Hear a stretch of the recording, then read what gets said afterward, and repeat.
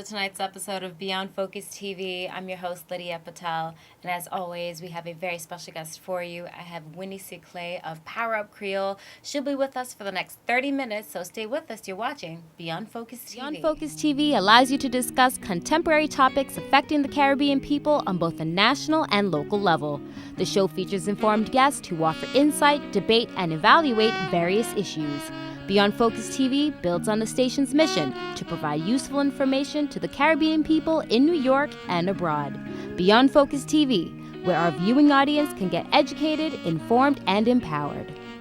Welcome back. You're watching Beyond Focus TV. I'm Lydia Patel, sitting here with Winnie C. Clay of PowerUp Kreyol.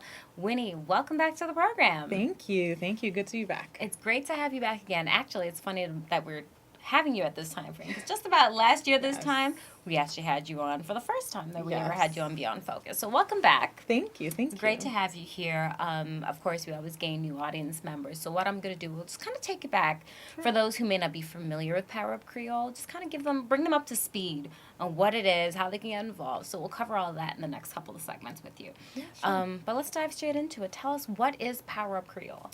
So PowerUp Kreyol is a business plan competition. And so the Business and Career Library, as part of the New York City's Department of Small Business Services Immigrant Business Initiative, created PowerUp Kreyol to service the Haitian community. And so contestants get a chance to write their business plans with the help of classes, seeing business assistance counselors, and at the end, the best business plans win prizes. So the first prize is $5,000, second prize is $3,000, and the third prize is $2,000. And that's not bad. Yeah. I mean, when you think about that, not only are you getting the chance to take classes, and that's a wealth of knowledge that you can walk away with, despite even if you don't win anything. Yeah. That's a wealth of knowledge. And that is geared towards putting towards, of course, your business. That's our hope. It is your money to do as you please, but we would like for you to put it back into your business. And so, you write your business plan, and so there should be some kind of goal for that money as well. That is great. When did you decide to start all of this? So I didn't get a chance to start it, but I had to be a part of it because the Business and Career Library was doing so well with their general competition. When they had the opportunity to make it for the Haitian community, I had to be a part of it. And it's been doing so well. We had a great first year, and we're in our second year, and we're really excited for what's coming. And we actually have one of the winners. Yes. Who we'll have a little bit later on in the program. But how does it make you feel to be a part of this? Of course, we'll get a little bit about your background, but you're a Haitian as well. Yes, I am. Haitian American. I was born here, but I'm one of those super Haitians. I'm all about Haiti all the time. And, it's one of my personal missions to do something positive for the community in whatever I do. So being part of PowerUp Kreyol has been the best experience ever. And tell us about your role in particular with PowerUp. Sure. I manage the program. So I'm everything from outreach to handholder to coordinator. So I'm in everything, along with my great team. I have Lindsay Augustin, who's, my right hand. I have Arcola Robinson and Maud Andrew, who work at the library, who are invaluable in making this program run so seamlessly. And how many contestants actually participate at this point? Because I know anything that we're doing that's for a minority, it's about getting the word out there. It is. So we had great turnout last year. So right now we're in the process of getting contestants this year. So we're wrapping up our information sessions and trying to get people involved. Last year we had over 99 people in 55 teams. And by the end of the competition, we had 15 business plans submitted for the competition portion and 3 incredible winners. That is amazing. Yeah. So let everybody at home know, really just give them some details, outline what the contest is, what it's all about. Of course, it's about the businesses, but really share some insight and then maybe how they can get involved. So number one, it's all about getting your business plan done, right? So that's really important that we all businesses have a strong foundation, and that's your business plan. It seems like the most daunting task, but it really is just outlining where your business is right now, where you want it to be, and how you'll get it there, right? And so you participate in the information sessions, you sit down, you find out what the competition is all about, when the classes are, and then we'll handhold you through the process of writing your business plan.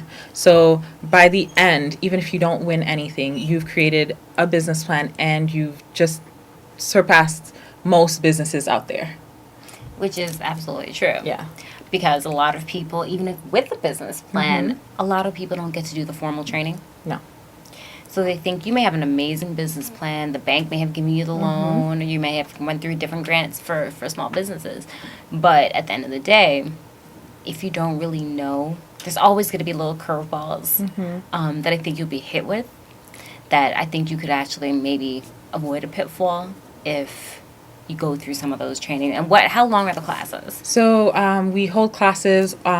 We have 4 main classes, and those classes are every week in April.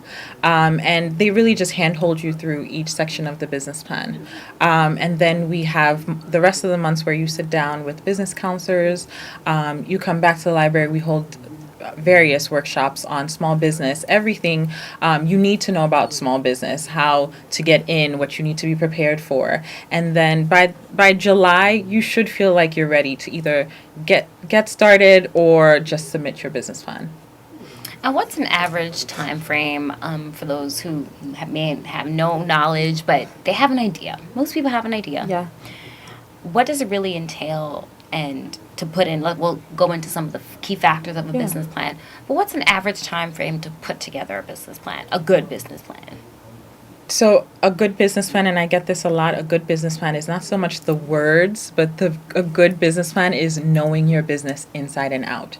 And what that means is lots of research. I mean, I have people who come to me and they're really nervous about the financial section. And I'm thinking, knowing what I know about business plans, that's the easiest part. The part Really? that's really scary is sitting down and doing the research, because you need to know who you're marketing to. You need to know who your customer is. Otherwise, you're just, throwing out a lucky chance, right? So you need to sit down, know your customer, know your business inside and out, right? And that's the bulk of your business plan. The numbers come out once you've done your research. And so that's the most daunting part, and it really just depends on you, how much work you put into it. So a simple business might take maybe a few weeks of intense work, right? Other businesses, it might take the full 6 months. But remember, a lot of our contestants have families, they have full-time jobs and are doing this as, a side hustle, right? And so it really all depends on the work that you're ready to put in. And so you can write a 1-page business plan and have a great one, and you can write a 20-page one and it not be great. It's really based on your effort. And that makes a lot of sense. Some of the key components, and you hit on something that's really great, where you said it's really not about the amount of pages, but just knowing your business. So let's say we had some people sending questions. They're interested in opening a bar or restaurant. Yeah. How would that business plan differ from opening a jewelry boutique or a different type? Does it vary by business? All businesses are different. All business plans are different, but the main components are all the same. Knowing your business and knowing your customer. So a jewelry store might, they have to know their business. They have to know which customers will be coming to the door. They have to know their suppliers. They have to know their competition. The same thing applies to almost every business. We've had people who submitted business plans for an app. They submitted these same business plans with the same components as someone who was doing a catering business, right? So the components are the same for everyone. It's just, it'll differ in language and understanding. All right, well, hold that thought. We'll take a quick break. We'll be right back. You're watching Beyond Focus TV. Stay with us.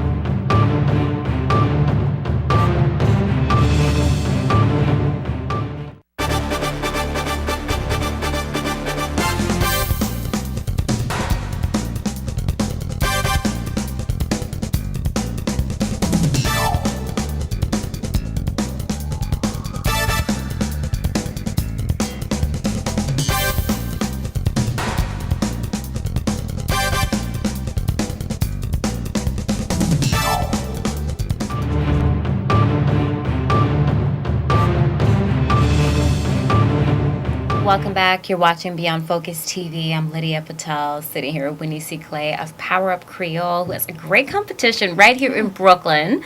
Of course, why don't you give us some of the rules and regulations? Because by the end of the program, we want everybody at home, if you have a small business, if you're thinking of getting started with a business, you're definitely going to want to take advantage of this.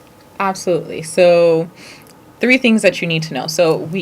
It's absolutely mandatory in order to participate in the program that you come to one of the information sessions, because that's where we detail all the rules and regulations for you, right?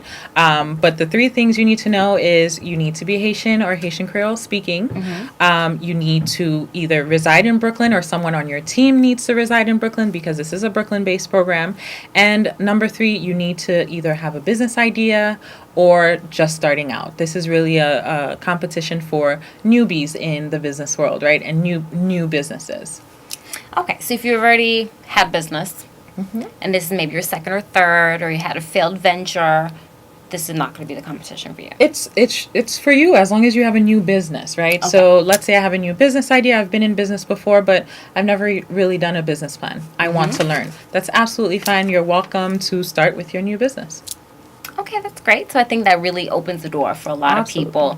So you heard that, guys. You have to either be Haitian or Haitian American, Creole speaking in particular. Yeah. So does that mean that some of the courses are actually given in Creole as well? So I said Haitian or Creole speaking, okay, right? Yes. So that opens it up to the entire Haitian community, right? All of the classes are bilingual and all the materials are bilingual. So we make sure that if you are just Haitian Creole speaking, you'll get services.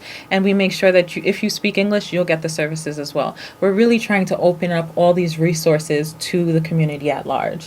So make sure. And if they do submit a business plan strictly in Creole, would there be assistance for them to get it translated into English? So we have judges who are fluent in English, Haitian Kreyol, and French. And so whatever language you feel the most comfortable submitting your business plan in, you can. And so we're ready for you. This is really for the Haitian community, and I can't stress that enough. That's great. And remind us one more time, this is an initiative that started with the Brooklyn Public Library, of course, under their immigrant business initiative. Okay, great. Yeah. So for those who may not be Haitian, they could still get in under, do they have something that's open for everybody else as well? So the New York City Department of Small Business Services is all about, especially this administration, they're really about targeting immigrant businesses, right? So many immigrant businesses are contributing to the city's economy. They really want to offer them resources.